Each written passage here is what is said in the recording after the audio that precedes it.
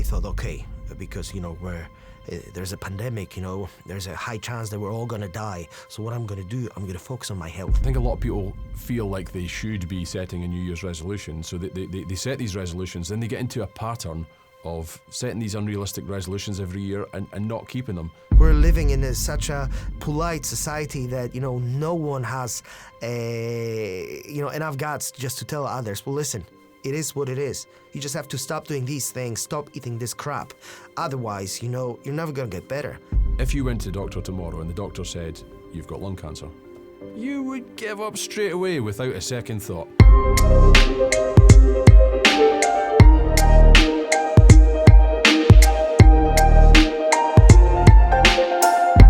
We focused in on habits. We initially started speaking about resolutions. We'd come to a mutual understanding that resolutions were the bigger goal that you're trying to reach, and habits are the means to the fuel. They're the means. They're the things that get us there. They're the things that need daily attendance and checking up on and checking out. And I guess we explored a bit further from there, yourself and your habits, and you had lots of good habits that you had ingrained in your life, and they were intertwined in the structure of your life. And then when the structure of your life changed because of COVID, well, a lot of them were they moved about it. I had to restructure them. Yeah, I had to restructure them, which wasn't easy. That's a really interesting point. Is the re-establishing of habits you've had when the external structure changes, because I think that's probably where a lot of habits fall over and never get picked up again. That's right. Yeah, and I think that for many, it was probably, that's it. Not going to be exercising for another, couple of months or a couple of years. But for me, it was like, this is my must, But I think that it's unfair comparison because I've been doing it for so long, and this became such a big part of my personality that it wasn't really hard for me to change it. Yeah, first couple of days, that was a huge blow because I had all these strength gains that I had to give up on. But at the same time, what I did, I just, changed the way I thought about exercising. And I thought, okay, because, there's a pandemic, there's a high chance that we're all going to die. So what I'm going to do, I'm going to focus on my health. I'm going to start eating better. I'm going to change the type of exercise that I do. Before I was doing more weight. Now I'm doing more running, cardiovascular, all these things. And I try to focus on sleeping more, to get maximum benefits of that.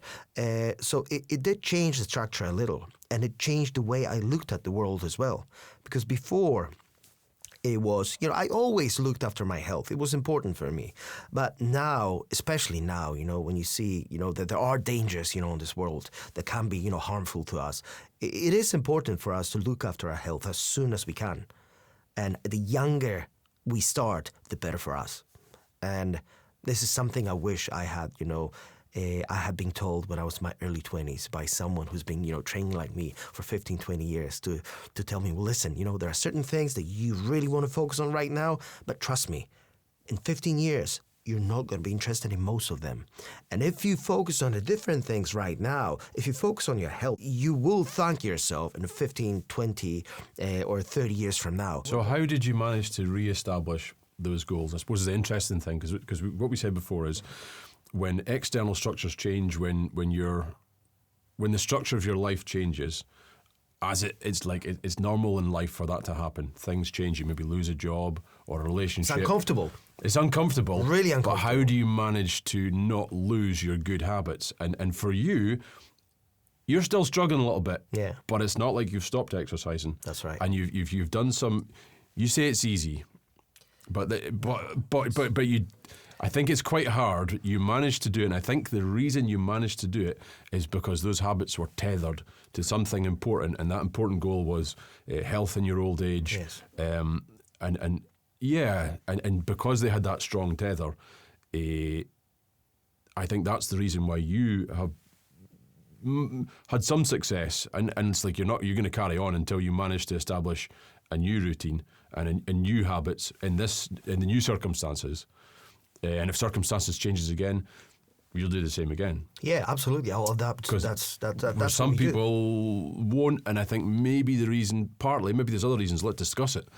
Is because they're tethered to that really important thing. I think for other people, maybe the tether is not so strong, the cord. I agree. And I wasn't like that 10, 15 years ago. I think that for me, the main important thing that, helped me was my exercise journey. I'll be honest, I started exercising really, really early in my life. So I was quite overweight. And maybe when I was 15 years old, I decided I'm going to change it. So I started doing press-ups, crunches, and I was doing like thousands of these a day. That instilled in me this ability to form a new habit and become really, really determined. So when I got to the point that I actually lost some weight, I said to myself, I'm never going to allow myself to go back to the old ways. So that was a motivating factor. So that was my why at the time. And yeah, I think that's the bottom line. You first of all have to find why. If you have a really good why, it will pull you. And even this year, I was still trying to continue with a healthy eating and all that. But I'll be honest, I've been drinking, a lot of alcohol throughout the pandemic because it became socially acceptable. And towards the end of the year, I've realized that my resting heart rate was normally like 49 beats per minute. And towards the end of 2019 is like almost 60 beats per minute. That's a huge difference. And that's a really good indicator of how healthy you are. So that was a big kick in my butt. So that made me realize that, I've let it slide for way too long. And then what I did, I went on scale. And I'm telling you, God damn it. That was devastating. I've realized I'm 85 kilograms. The last time I've checked, a couple of months back, I was like 78. And it's like, that's that's over a stone. And that's probably part of the reason why my heart rate went up. Yeah, I mean, I guess as well it as doesn't work tethering, for anyone. Well, no, but as well as the tethering, you also have huge investment. Like, you've done all that work. Look at all the time and effort and money and energy that you've poured into having a healthy, strong, fit body. So for you, it sounds like what you're saying is part of that tether is the fear that you're going to lose that and that you're going to have an... Yeah. No. Yeah, No? That was the way I thought when I was my teens. Okay. Right now, it's all about health and longevity. Yeah, I mean... So what we're trying to do is we're looking at habits and dig down a bit and using ourselves and our own experiences as tools. That's what we know, yeah. That's what we know, and it's a useful way to investigate them. Yeah, so I guess using me, maybe I don't have that tether. Maybe I've kind of... At one point, it was really important for me to be... Why was it so important to you at healthy. that point? Tell me why that was so important for you then. Do you remember? Yeah, I think it was... I wasn't happy with myself, and so I wanted to... Self-image. Yeah. Is that all that was? I felt like I was behind the pack of the human race, and I was kind of... So I just wanted to improve myself to even catch up. Okay. And now I don't feel like that. Now I'm like, yeah, I'm happier to be myself. And so... Do you not have that drive that I have, when it comes to health? I have an unhealthy idea that goes around in my head, which is, you can just turn it around anytime you want. Like, because I believe I have a lot of self-will. If I set my mind to do something, I will do it. And then you've got lots of time. Well, but that sounds to me like this. Yeah, the problem is it's I'm overcompensating. I'm overcompensating my ability and thinking, oh yeah, you can... It's like the tortoise and the hare. I'm the hare. I'm thinking, I'll just have a little nap and I can run past him anytime I want. And the danger is you won't change things until you have a heart attack. That's one of the biggest problems with people who are smoking. That's what I've heard from so many of them. That, oh, yes, I'm thinking of on giving up, but, not quite yet. I'll still have plenty of time, because I'm in my late 20s or something like that. And I utilised that to give up, because I said to myself, I did psychological exercise. I said to myself, if you went to the doctor tomorrow and the doctor said, you've got lung cancer, you would give up straight away without a second thought. Majority of people acting just like you said. Something that severe had to happen, and when that happens, it's like, I couldn't quit, and then the heart attack comes, and I'm a non-smoker. That would be a wake-up call for me. Why wait for 5, 10, 15 years for that to happen and then be regretting and looking back and going, oh, when I had this thought, why didn't I change things? Another problem is that many people many people think that, okay, let's say there's a heart attack, I can fix it then. No, the damage that you've already caused led you to that heart attack. And what you can do by, changing your bad habits at that point is not to make the situation any worse than it already is, but very rarely you can actually reverse the diseases. The strongest message I heard of for what you're saying there is an Israeli kind of fitness coach guy called Ita somebody. Anyway, the point of what you're saying is all about flexibility, and he does all this different flexibility stuff, and so he's an expert in his field. And so he says a lot of older people come and they're like, oh, how do I do this? And his message is really harsh. It's like once that spine goes all brittle, and it's not too much you can do about that. And that's like a really harsh message. But I think that's the biggest problem. We're living in such a polite society that, no one has, enough guts just to tell others, well, listen, it is what it is. You just have to stop doing these things, stop eating this crap. Otherwise, you're never going to get better. Rather than, oh, yes, we can slowly reduce the amount of this and that. It isn't going to work. Unfortunately, you have to be tough with yourself, especially when it comes to your health. Anything else, maybe you can argue. But, when it comes to your health, you have to make tough decisions. If you want to make big changes in your life, you have to make tough decisions, but you don't have to change everything, at once. Well, all you have to do is you said at the very beginning of this conversation, you have to implement small, achievable habits, something that will motivate you, to carry on doing what you're doing. And if you're going to overcommit, if you're going to say, oh, yes, I'm going to be super healthy from tomorrow, and you've been really, really unhealthy all your life, and this is, the goal is so unrealistic that, after 2-3 days, you'll realize that, you didn't know what you're talking about. And the moment you've realized that you just can't simply apply all these healthy habits overnight, that will work as a demotivation. Sure. And it's kind of a form of procrastination, because you're putting off and you're saying, oh, well, it's a bad habit. So I suppose it's how do you pull out these bad habits and put better ones in their place is the key. We have to work on it. The key thing. That's the thing. You have to work on it. But here's another thing, and we've spoken a bit about this in the past. It's the psychological aspect. So I think when you're, that's an example. When I was in a primary school class, when I was at a top level for maths, yeah. So maybe it was divided into 3. Good for you. So there's the bottom level, middle level, and the upper level of the class in 3. When I'm in the top one, really motivated to stay up there, and it's it feels good, and it's like being in the front of a race. I'm going to keep going here. You push yourself a bit more. That's what I'm talking about. When you're in the middle, it's about. You can kind of. Maybe I'm in the middle a bit just now with my health, I think. But when you're at the back, it can be really demotivating. You're like, I'm never catching up anyway. So what's the bloody point? And I think a lot of people are there with the habits and the goals. And when you got that perspective when you're losing, it's much harder. And I think that's the perspective of somebody who's been diagnosed with cancer or they've had a heart attack and then they go out and have a cigarette. It's why are they doing that? Why aren't they changing that habit? Because they're in the mental mind frame of loser. Yeah. And I think that's the biggest problem. People have to realize that, yes, it seems like it's an impossible task to achieve when you think about how can I become healthy if, for the 30 years of my life I've been unhealthy. This is simply, unrealistic for me to do that. But that's exactly what you said. Little goals, little wins will motivate you to carry on doing what you're doing. And every single time you do something that you said to yourself that you would, you're actually building up that self-confidence, and it actually helps you to move you, closer to your goal. And unfortunately, it goes the opposite.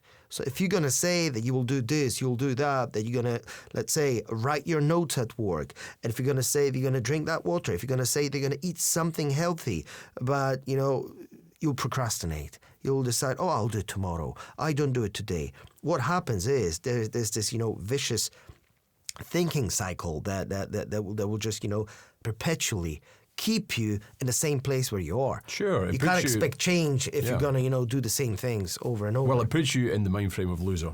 So what you're saying is you set the small goals, And if you achieve those, then you begin to develop the mindset of a winner, somebody who's doing better.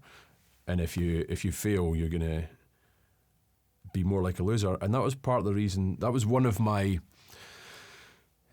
negative points for resolutions, particularly New Year's resolutions, because I think a lot of people feel like they should be setting a New Year's resolution. So they set these resolutions, then they get into a pattern of setting these unrealistic resolutions every year and not keeping them. So by doing that, they are actually moving themselves more towards the mindset of being a loser. So I think it can be a thing that can derail people and hinder them. And so, yeah, there's a principle which is let your yes be yes and your no be no. And it's the first principle there. It's the idea. If you're going to do something and you commit to it, then do it. If you're not going to, just don't do it. Just don't even commit to it. But that's the problem, you know. If you say to yourself that you're going to do something and you fail, and the story that you're telling yourself is, oh, that's okay, I always fail, I always do that. That, you know, it's really, really hard to change. So I think that changing the mindset is really, really important. So how you do it, you're going to have to start talking to yourself in a really positive manner. You have to have a compassion towards yourself. And you have to forgive yourself for all the mistakes that you make. And be a little bit tough on yourself too. Okay, you've stumbled, you didn't do what you said you would. But it doesn't mean that the whole thing should go to bin. You know, all you have to do is just wake up the following day and start over, or even not following day, start over right away. You know, you're going to make a mistake. Okay, these things happen. Try not to derail the whole progress that you've made so far only because of that little mistake that you've made. It doesn't mean that you're a bad person or that, you know, you can never commit to anything else. And I think that's a takeaway. I think it's a great technique. I mean, I don't know if you've developed that in the same way that I have, but you work in the same field helping people. Mm-hmm. And so you see people fail and you give them encouragement to succeed in different stuff. But then sometimes you can step back and go, hey, I'm doing that to them, but I don't do that to myself. And I think when you've done that a few times, you can begin to kind of like be a bit more subjective, step back from yourself, or certainly I've done that in the past and go, well, you know what, if it was that person, like how would you encourage somebody you wanted to succeed? Right, we'll do that to yourself. Speak to yourself that way, that sort of self-talk. The problem with that self-talk is that, unfortunately, we're being bombarded with these negative messages from people all around. Not only people, from news, from others. And this is probably one of the reasons why we stay demotivated, you know, for so long.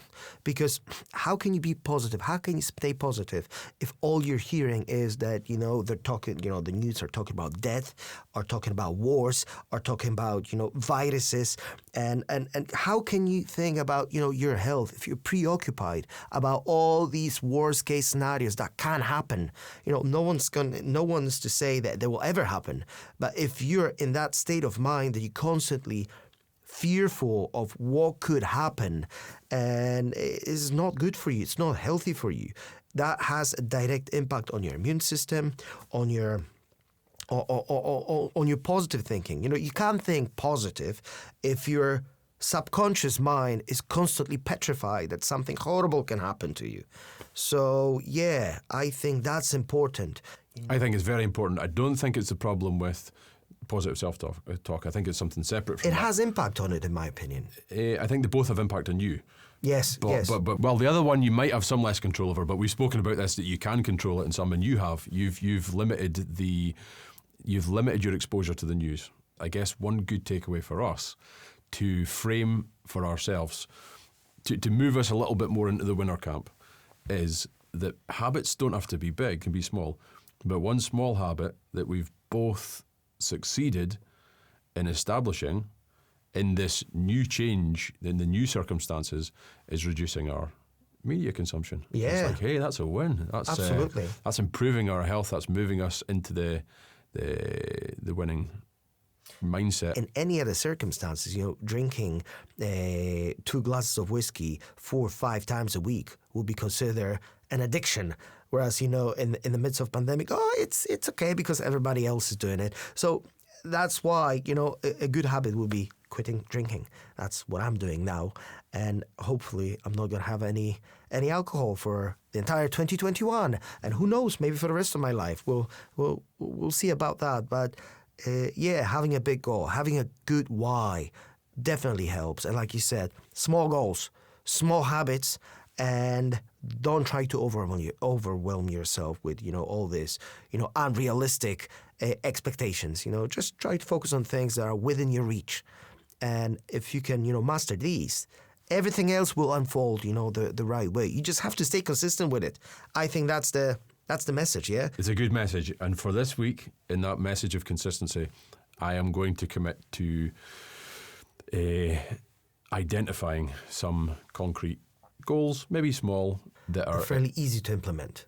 Well, I don't know how easy they'll be to implement. No, probably they won't be easy to implement psychologically initially, especially if it's going to be exercise in the morning. It's not going to be easy, but it's going to be possible. Yeah.